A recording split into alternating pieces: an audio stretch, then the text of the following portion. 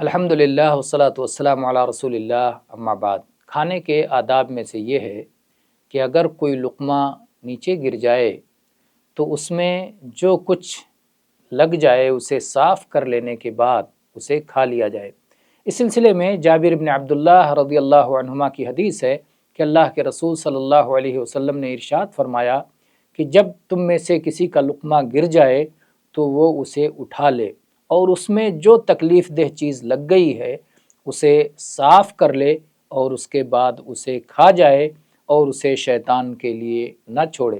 اور ایک روایت میں اس طرح کے الفاظ ہیں کہ شیطان انسان کے ہر معاملے میں حاضر رہتا ہے، یہاں تک کہ کھانے کے وقت بھی وہ موجود رہتا ہے، اور جب تم میں سے کسی کا لقمہ گر جاتا ہے تو اسے کھانے کی کوشش کرتا ہے۔ تو جب کسی کا لقمہ گر جائے تو اس میں جو کچھ تکلیف دہ چیز لگ جائے اسے صاف کر کے پھر اسے کھا لے اور اسے شیطان کے لیے نہ چھوڑے، اور جب کھانے سے فارغ ہو جائے تو اپنی انگلیاں چاٹ لے، کیونکہ اسے نہیں معلوم کہ کھانے کے کس حصے میں برکت ہے۔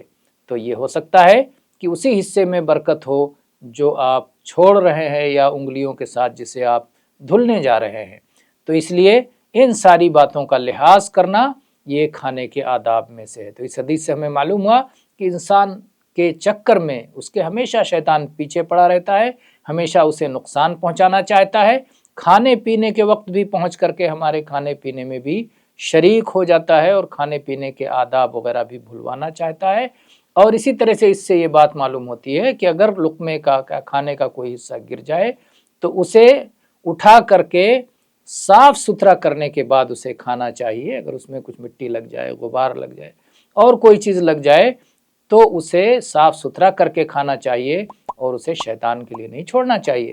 شیطان ہمارا دشمن ہے، اسے محروم رکھنے کی کوشش کرنی چاہیے۔ اور یہ بات بھی یاد رکھنی چاہیے، ممکن ہے کہ اسی حصے میں برکت ہو جو لقمہ آپ کے ہاتھ سے چھوٹ کے گر گیا ہے، اس لیے اسے کھانے میں کوتاہی نہ کریں۔